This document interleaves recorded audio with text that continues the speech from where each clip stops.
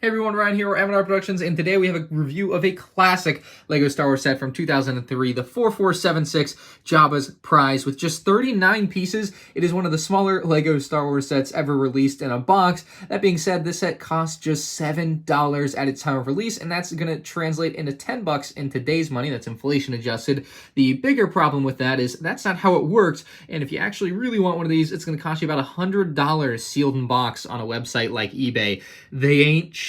The box art shows the inside of Jabba's palace a little bit there, and then we have kind of the planetary box art, which has what I think is supposed to represent the atmosphere transitioning into space, which also wraps onto the side of the box, just like the interior of Jabba's palace wraps to the other side of the box. Really cool way to do the box art there. And then the side of the box is going to show our characters included in the set with the Gamorrean Guard, Han Solo and Carbonite, and a Boba Fett minifigure. The back of the box is going to show us the set at a bit of a different angle with some movie scenes as well. You can see Boba Fett just illumined there in the background as well. And then down below, you'll see some other sets released at the time, TIE Bomber, and then the sets that this set can combine with. That's right, it had another smaller counterpart with the Jabba's message, and of course the big Jabba's palace to tie everything together. You can check out separate reviews of all these sets with the link in the description below.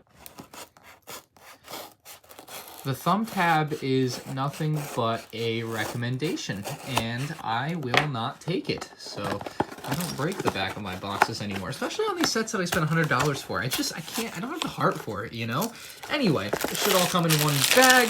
We have all the pieces here, and then one plate for the bottom of the build, and then we should have the instruction manual with some other pamphlets inside that I don't really care to take a look at. Very small instruction manual, which it should be for a set with only like 40 pieces.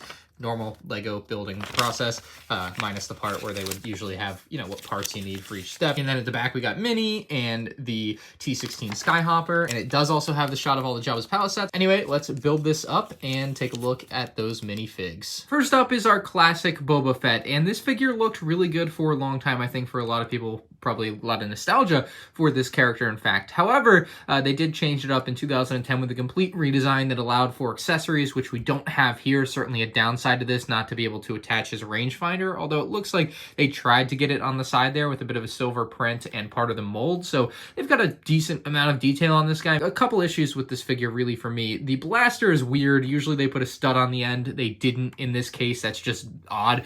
And then the biggest issue with really this helmet in general, helmet jetpack combo, I guess, is the offset printing. So you can see it's basically not printed all at once, or if it is, it's like two separate things. And so you end up with a left side and a right side that are almost never perfectly aligned. So you can see he looks like he's making a weird face, like the right eyebrow is raised over the left eyebrow. It's just a bit odd when you look at it and you look at how off-center some of it can be. The only other notable thing about the figure is that there is just a black head underneath this whole singular piece. So that's all that's going on there. Pretty good figure though for a $7 set at the time. The Gamorrean Guard. Oh man, I think for 2003 LEGO knocked it out of the park with this one.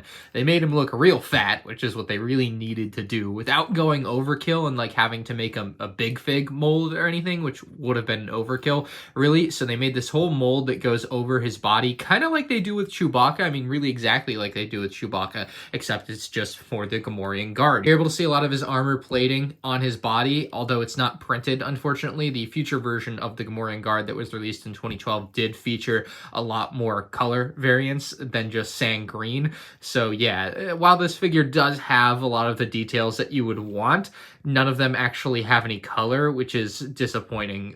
Modern day, obviously in 2003, it was acceptable. You just come with a big axe. I like that. That's pretty neat. And I'll just pull this off just so you can get a good idea of what's going on underneath there. It's just a brown torso, and then you can see the inside of that mold just attaches to the top of the head with those bars in there. So it's nice, it works, but certainly not great by any stretch of the imagination today. And then in a very technical sense, the third character here, definitely not a minifigure in this set, is the Han Solo and Carbonite brick. And you can see him there. He looks pretty good. This was, of course, before they redesigned this brick, I believe in 2010, along with that Boba Fett. But this did the job for a long time and is effective enough. It looks fine. And so I'll show you how that works with the set right now. The build is, of course, stupid simple, but it actually has some pretty nice aspects. It does have some fire on the top, which nicely matches the Jabba's Palace fire, so you do have a little bit of continuity there as far as some of the detailing. And then the only real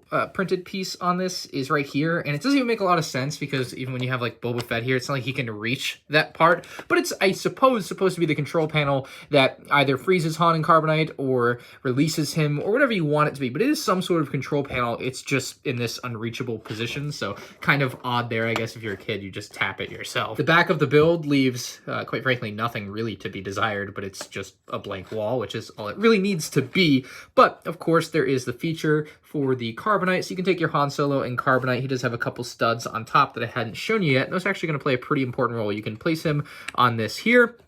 We're going to raise him up, and those studs are just high enough so that you can actually drop this down and have it hold the Han and Carbonite in place, and then when you want him released, you lift this back up, and he will fall down if you push him down, so he gets released from the Carbonite. The only other thing this build is good for is attaching to other sets, so there was the other $7 Jabba's Message set here that you could attach it to, which was really nice. Didn't make a lot of sense, but it was something you could do if you only had the 2 sets. It's a good way to display them. It's also a good way for kids to just be able to do something there. Or what LEGO really probably had in mind for most people to do is buy the bigger $30 Jabba's Palace playset and attach it onto the side of that, and just like that you have the complete Jabba's Palace experience. If this was 2003, I'd tell you to run out to your nearest KB Toys or Toys R Us with your grandmother and pick up this set for just $7, but it's not 2003 anymore, and if you want one of these, it's going to cost you $100 or so on eBay new in the box. I mean, you can certainly buy a used one, save a lot of money that way, and maybe that's the way I'd recommend going to grab one of these,